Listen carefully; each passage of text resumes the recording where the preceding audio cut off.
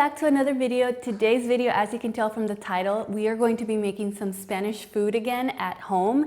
And the last time I made a video like this, it was at our other apartment, and I made tortilla de patatas, which is like, I want to say like a Spanish omelet, and it went great. It was delicious. I did cut myself, but it's fine. Hopefully it doesn't happen this time, but today we're going to be making two little dishes, like small dishes, because I'm still learning little by little on how to make Spanish food. And today we're going to be making gazpacho and also a little appetizer while we wait for the gazpacho. We're gonna go to the grocery store here in a little bit because I don't have the ingredients. So we're gonna go to Mercadona, which is the closest grocery store to me, and we're going to buy the ingredients. But before we get into today's video, I do want to take a second to thank today's sponsor, which is italki. I absolutely love teaching and showing you guys different tools that you can use if you're trying to learn a new language, and italki is one of those tools that I want to share with you today. So italki is an online language learning platform. It offers personalized one-on-one lessons that you can interact with real teachers, real people. It's very affordable and very reasonable because you pay per lesson. There are no commitments, no long-term contracts, nothing like that. So it's very accessible. There are no subscriptions, which I think that makes it pretty cool. You can improve your listening and your speaking with real conversation. So you get some real-time feedback and some real-time guidance into how you're learning your language. Sí. A ver, tengo curiosidad sobre eso. You can immerse yourself in a variety of different languages and cultures without having to live overseas. You can do it from the comfort of your own home. Click through the link below in the description to start your language learning journey. And if you buy $10, you will get $5 off using my exclusive promo code ALI26, and the discount is only available for the first 50 users. So much to italki for sponsoring a portion of this video. Let's go over to Mercadona and get our ingredients. I have to get a few things for our home while we're there, so I'm just gonna take my little cart and just kill two birds with one stone. So this is what I take with me when I go to the grocery store and I'm gonna get a lot of things. Sometimes I just take reusable bags, but today we're taking this. Buenos días.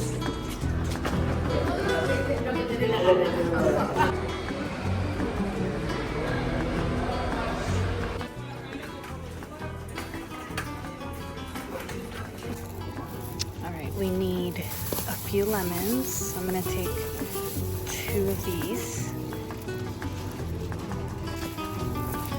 1 cucumber, I think this will do. We need garlic, but I have garlic at home, so I don't have to buy any.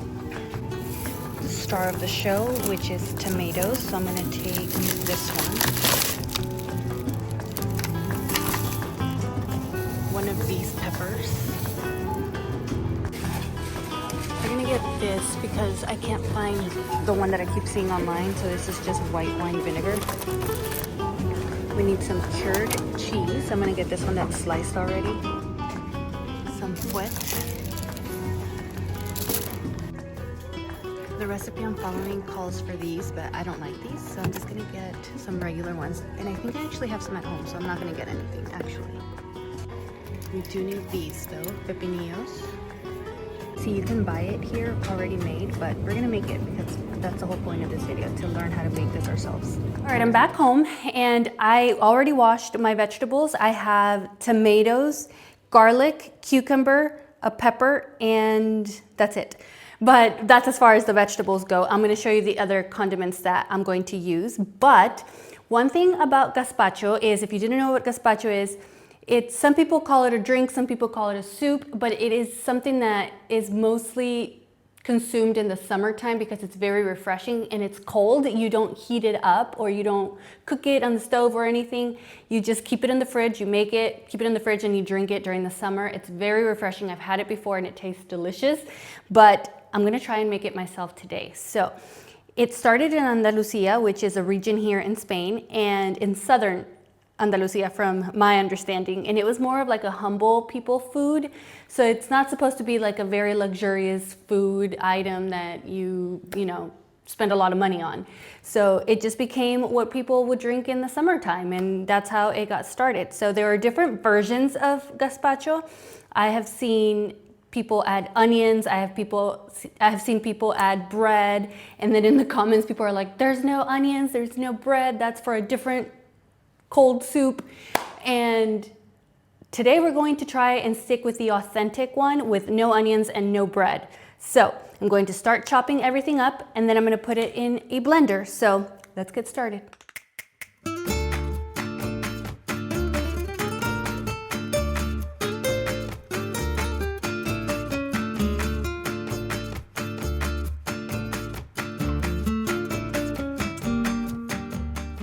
Now we're going to peel the garlic, and I kept seeing that you were supposed to remove the middle, like the center of the garlic. I'm not exactly sure why, so if you want to let me know in the comments why you're supposed to do that, I would like to know and learn something new, but we're gonna do it because that's what the internet said that we had to do. So, all right, let's peel this.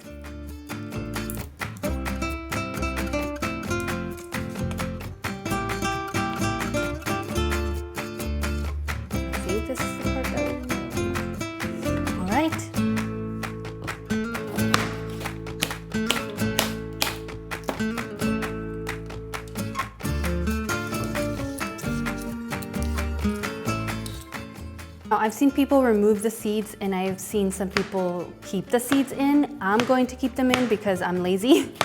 And then also I don't mind the taste of cucumber. I actually really love cucumber, so I don't think it's a bad thing. Right, we are adding some white wine vinegar, some olive oil, salt, probably more salt than this, some pepper, and now we blend.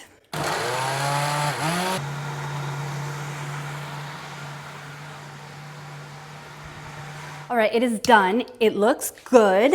I think I have to strain it. I'm not sure if I'm going to because I don't have anywhere to pour this into besides like a cup. So I'm just gonna put this in the fridge for a few hours so that it can get cold, because you're supposed to serve this cold, and see what it's like. So while we wait for the gazpacho to cool down and get cold, we're going to make an aperitivo, or like a little appetizer, if you will. It's like food you can pick on when you're out with your friends or you're hosting or something. And I absolutely love aperitivos here in Spain. They're delicious. Most of the time they're delicious. And this is called encurtido, which is a bunch of different little things together. And we're gonna make that. So, but before that, I'm going to have a tinto de verano, lemon flavored, which is a very traditional drink here. I know a lot of people think of sangria when they think of Spain, but tinto de verano is a very common drink. It's got red wine, sparkling water, and which sparkling water is very debatable too, because I've heard people say they like a specific brand, and that brand is called La Casera, which I personally like. And then I believe it has something else. I can't remember what else it has, but we're going to try this. And this was I think it's new at my grocery store. So you just pour it over ice, and we're gonna do it in a wine glass so it's prettier. We're gonna add a straw, mix it a little bit so it gets cold, and cheers.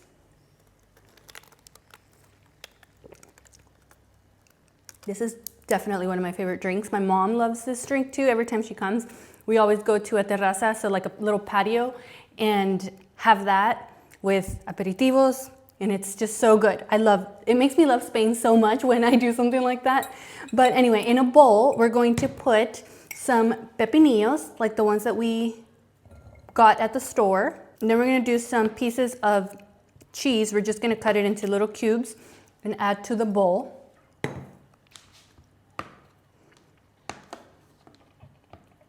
We're gonna do 2 more because you can never have enough cheese, and this cheese is just delicious. I love this type of cheese, like cured cheese, aged cheese, so good. And then I know some people don't like that, so I'm gonna leave that out, but I personally like to eat it just like that with this part right here, the back of it. Now we're gonna add half a lemon. Oh, this lemon is so huge. Actually, I think we'll do 1 full lemon. Now we're going to dice up some fouet, which, to be honest with you, I'm not exactly sure what it is. I just know it's pork. And I don't even really like pork that much, to be honest with you, but this is good, and I'm going to eat it with this. So it's not gonna be like too overpowering, but it's like different parts of the pig. So we're just going to cut it into little pieces, add it to our mix. We're going to add some salt, some pepper, just a little bit because I don't really like pepper that much. Lastly, olive oil. We're just gonna do like a drizzle like that. Oops, that's too much. And now we mix. This smells so good. I wish you guys could smell this.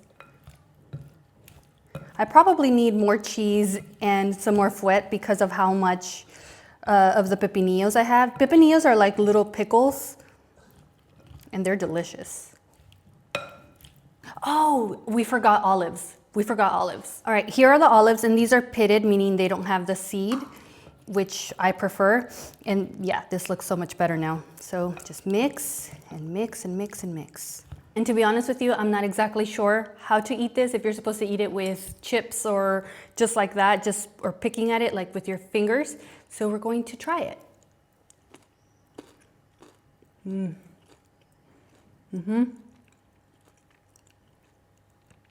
Wow. My cousin is coming over this weekend, so I'm gonna make this for sure.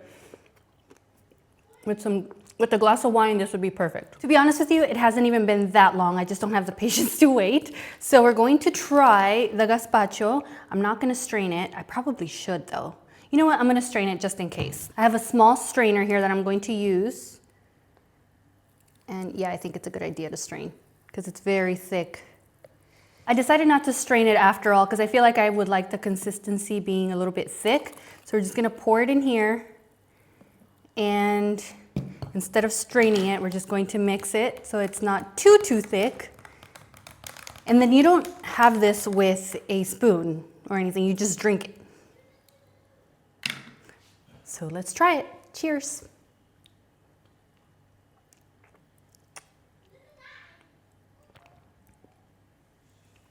It's missing something and I don't know what it is.